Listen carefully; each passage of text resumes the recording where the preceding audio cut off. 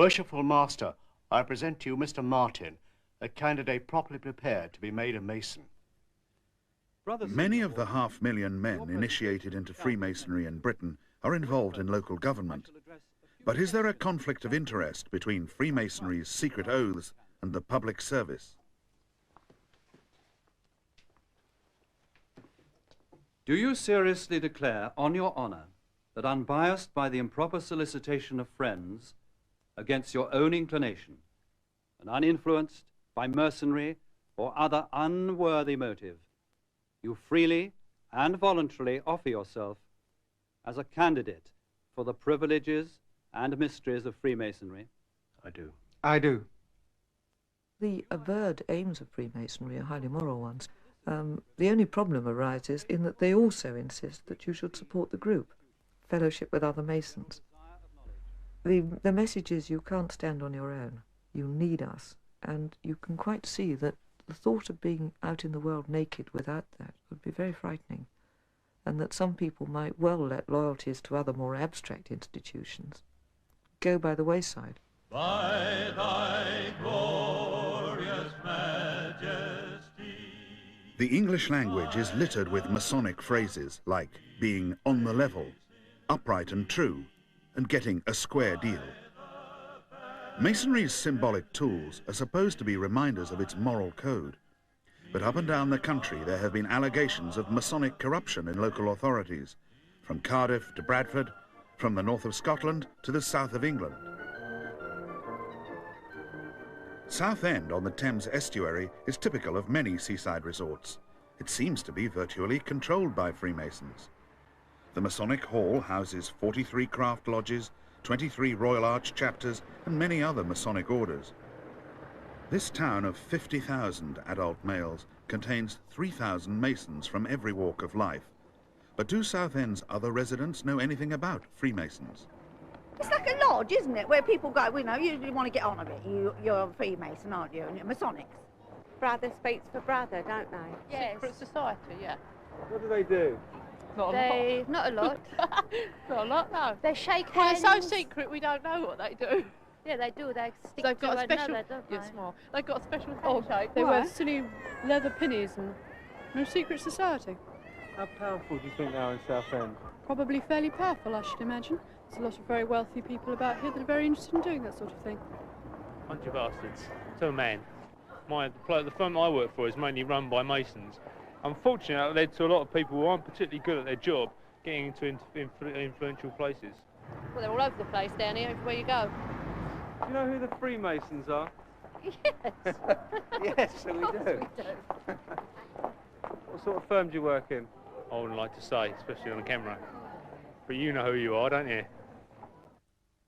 One of Southend's most eminent Masons is William Muckley, an ardent member of Crowstone Lodge, number 3298.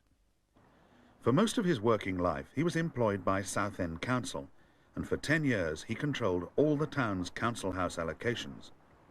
But in 1979, Mr. Muckley moved in with his mistress in a council house she had just been allocated by his very own department. Muckley thereby attracted the attention of Paul Foote of the Daily Mirror. That's how it started. I think we then found a number of other cases. In fact, one of the nastiest cases that occurred there, which wasn't to do with Muckley himself, but with one of his junior officials, was clear evidence that one of the junior housing officers there was housing divorced and divorced women and single parents in exchange for sexual favours, a thing which you can't imagine anything really more disgusting at that level. You can't imagine anything more revolting than that. And we exposed that as well. And I think all these things had roots in Masonry, Freemasonry.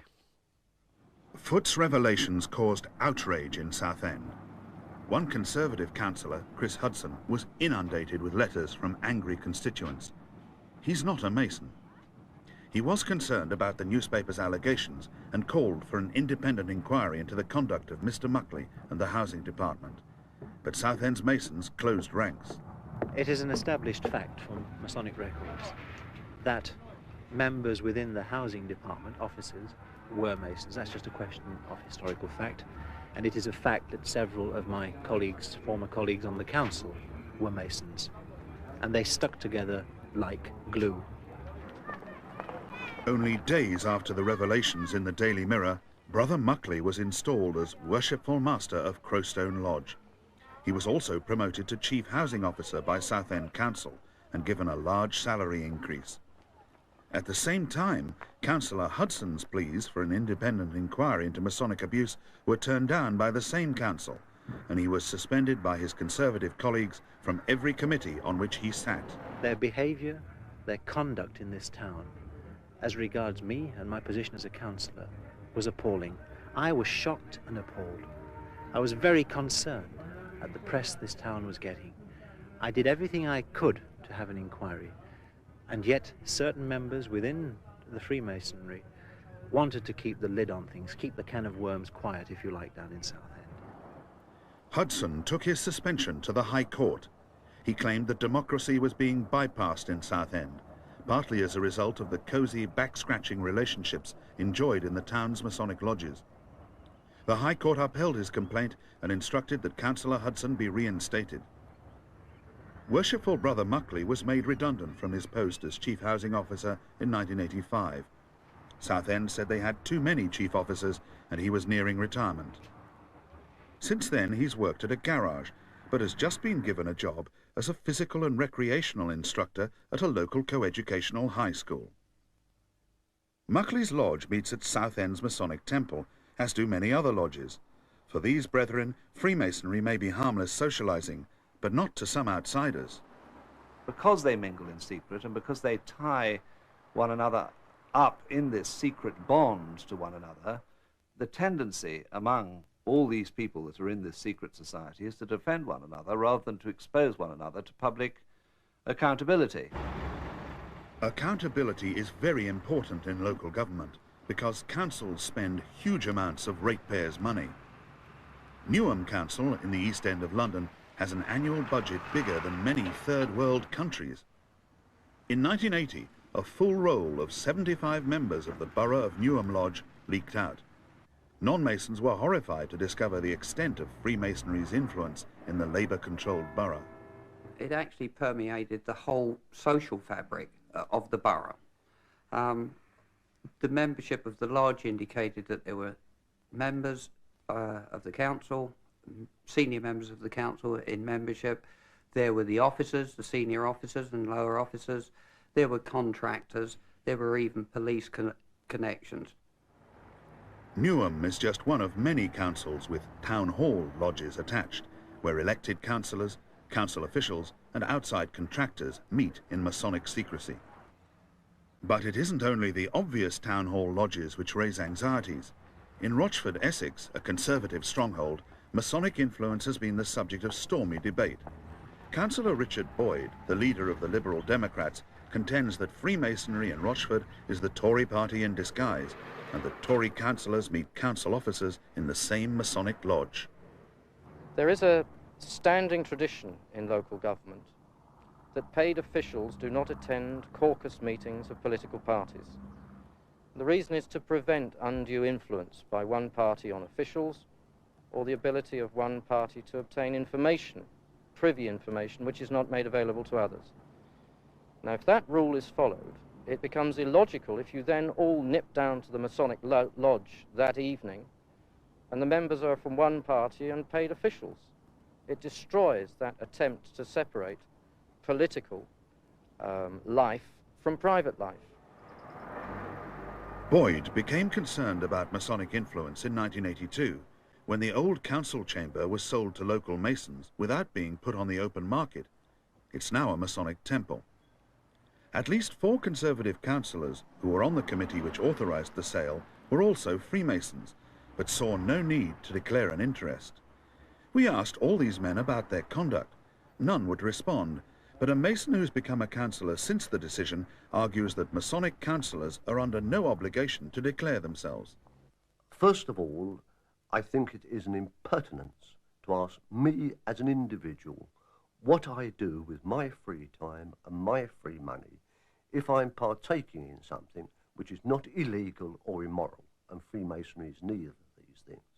The next thing that we shall be asked to define It's how much money we give to various charities, whether we drink South African sherry, etc. Where is the line drawn? If there's a planning application concerning my wife, I declare an interest. If there's a planning application to turn the redundant council chamber of Rochford into a Masonic meeting place, which they buy, I would expect members of the Masonic movement to declare an interest. Well, they didn't. Despite many Freemasons' protests, the issue of concealed membership is very often at the root of public mistrust of the Brotherhood, especially so in job promotions, when a Masonic candidate is found to have been chosen by other Freemasons. The 1981 appointment of Alf Parish as Chief Constable of Derbyshire was a case in point. Really quite bizarre. Mr. Parish was appointed Chief Constable in a rather strange way. Many of us thought with undue haste at the time. Sadly, the Chief Constable at the time had tragically died of a heart attack. It was in April of 1981, and we were conscious that in May of 1981 there was likely to be a change of control of the County Council. The new Chief Constable was hastily appointed by a subcommittee dominated by the ruling Tory group, which looked likely to lose the forthcoming elections. Parish had been the serving Deputy Chief. It could be argued he was likely to have got the top job anyway, but his was not the only rushed promotion. That was followed by an even more startling appointment of Mr. Parish's deputy, Mr. Parkinson, who was appointed literally hours before the election, just one day, without proper adverts to satisfy the Home Office, and in spite of some considerable criticism from the Home Office, again it appeared that there was undue influence in both of those appointments. With the new Chief Constable and his deputy now firmly ensconced at police headquarters, Labour gained its predicted victory and David Bookbinder became council leader. But not until 3 years later, when Bookbinder was sent a photocopy of the Derbyshire Masonic Yearbook, did he feel the mystery of Parish's selection was explained. Prominent in the list of Derby Masons was the name of Alf S. Parish, but there were also the members of the subcommittee which selected him. The Tory chairman, Angus MacDonald Miller, turned out to be a grand provincial officer of the craft. Also on the committee were the Masonic Tory councillors Royden Green and Walter Marshall, formerly the Conservative leader of the County Council. Even the Home Office inspector attached to the committee, James Page, was a Mason in London. But by this time, Brother Alf Parish's tenure as Derby's Chief Constable was coming to a spectacular climax. Parish was retired in 1985 amid a scandal relating to over £30,000 expenses. But the Derbyshire Masonic Yearbook explained many other mysteries of county politics. For example, the membership list for the Tyrian Lodge, number 253, the county's oldest, which meets here at the Masonic Hall in Derby, included 2 former Conservative County Council leaders, 3 successive county clerks who had run the council for more than 20 years, the High Sheriff and the former Chief Constable Sir Walter Stansfield. Clearly, some Tyrian Lodge members had dominated county affairs throughout the 1960s and 70s. Other names loomed out from other lodges, yet more Conservative councillors, the Lord Lieutenant and the Duke of Devonshire.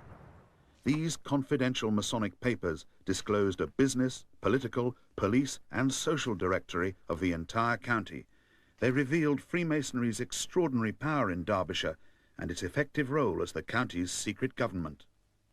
You could say that it was the informal controlling body of Derbyshire County Council. It certainly successfully had its members appointed in their most sensitive and key positions that exist in this authority. It could all be a coincidence, but it really would be a very remarkable one. The Tyrian Lodge of Derby does seem to contain a substantial slice of Derbyshire's ruling elite. I hear what you say, but I could also tell you that Freemasons are taught from the very beginning of their Masonic activity that they're not to use Freemasonry to advance any sort of interest. The lodge may contain some important people, but that's an accident. They're not there to influence any sort of exercise any sort of influence at all. It was no accident that certain Freemasons exercised a corrupt influence over many English local councils in the 1960s. That's when the Pontefract architect John Poulsen scooped up contract after contract by bribing local and national politicians. But when he was jailed for corruption in 1974, his Masonic connections were scarcely known, and he's written to us denying that Freemasonry ever helped him in business. I was an enthusiastic, loyal member of my lodge for many years. I found Masonry fascinating, and I gave myself enthusiastically to its service. I can only say I did not use Masonry to further my business interest. Poulsen's right-hand man and public relations fixer during the 1960s was the flamboyant T. Dan Smith, one-time boss of Newcastle City Council and dubbed by the press Mr. Newcastle. A non-Mason himself, Smith contradicts his one-time paymaster by claiming that Poulsen became a Mason in order to make contact with influential Labour politicians. He said to me, I'm not a Mason, but I'm going to become a Mason, because he said, Joe Blackburn, who is the mayor of Pontefract, I think was the mayor of Pontefract, and also the leader of the Pontefract Council, has convinced me that there are so many Labour Party local authority people Masons that I must have some means of contact because I'm known to be a Tory. And I believe that I'm right to be a Tory, and I'm not going to compromise on politics. For some Yorkshire citizens, the legacy of the Poulsen affair is a deep distrust of Freemasons in politics. In 1986, 3 Bradford researchers uncovered long-buried evidence of Masonic opportunism over council plans to build a bypass through the Leeds suburb of Headingley. I think what we've always been interested in, and I think most ordinary people are interested in, is what are the backroom deals? What is the wheeling and dealing? In the 1960s, Masonic wheeling and dealing involved a 5-acre plot of land, which was worth very little because it was inaccessible by road. But then Leeds Council earmarked half the land for a new bypass. The proposed road would give direct access to the rest of the plot, which would then rocket in value as prime building land. 20 years later, in the unlikely setting of a suburban bedroom, the 3 researchers began a painstaking investigation of company and council records, as well as confidential Masonic documents. They discovered that in 1966, 12 local Masonic lodges had banded together to form the Shire Oak Property Company in order to buy the 5 acres of land in Headingley. That's the London one. So how were they divided up between local individuals and... I think they seem to got rid of most of the shares to the actual lodges themselves in trust. Many of the all-Masonic shareholders in the Shire Oak Company were Leeds councillors, and so in a good position to know the council's plans for the bypass. They included Alderman John Astle, JP, on the Transport Committee, Councillor Donald Bradley, Finance and Planning Committee, Lord Mayor and Alderman Alan Bretherick, Councillor Harold Jowett, Finance and Planning Committee, and Irwin Bellow, council leader from 1975 to 1979, when Mrs. Thatcher made him Lord Belwyn and Minister for Local Government. In 1974, Leeds Council set up a voluntary register of councillors' interests. Not one of these councillors had ever declared their interest in this matter, and really that's what the registers of interest was set up to protect against people with inside information and inside influence on decisions actually profiting from decisions made at the council. But as the 3 researchers found out, the Shire Oak Masons were to come unstuck. In 1976, Britain's Labour government announced huge cutbacks on road building. The local bypass was shelved, the value of the land slumped, and the Masons eventually had to sell out without making a profit. Even so, it is a matter of public concern that so many councillors had shares in a company which would benefit from their own council's decisions. Yet when the Shire Oak deal was exposed in 1986, the leaders of what was by then a Labour-controlled council did nothing to investigate their Tory forerunners. It just seems like it's become par for the course, really, and I don't think it should. I think we ought to get to the point where we're shocked by things like this, and we're really not that shocked anymore.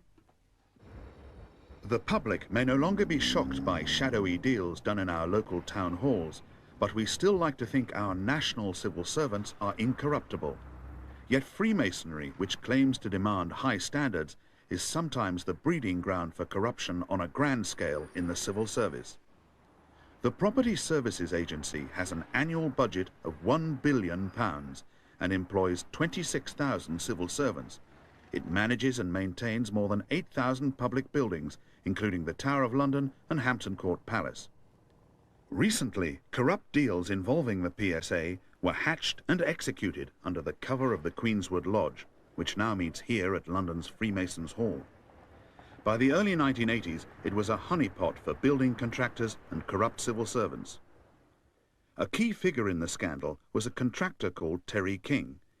In 1981, King and a PSA officer, Eric Wenborn, were guests at a Queenswood Lodge ladies' night. Within a few months, both the builder and the civil servant were initiated as apprentice masons. Having been kept for a considerable time in a state of darkness, what in your present situation is the predominant wish in your heart? Light. Brother Junior Deacon, let that blessing be restored to the candidate. While in a state of darkness, Wenborn had worked incorruptibly as a civil servant for 35 years.